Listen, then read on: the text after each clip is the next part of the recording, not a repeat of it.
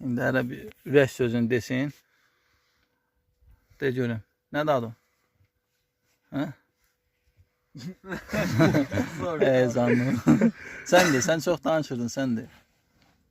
İşte Nə deyə bilərsən? Bu döyüşlərlə bağlı sığınacaqda hal-hazırda. Yəni artilleriya mərmisini qorunmaq üçün gəlki nə qədər qoruyacaq bilmirəm. İnşallah qoruyar. Nə deyə bilərsən?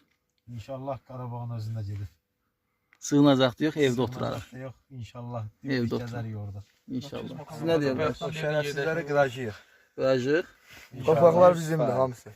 O düz söhbət. Sən nə deyə bilərsən?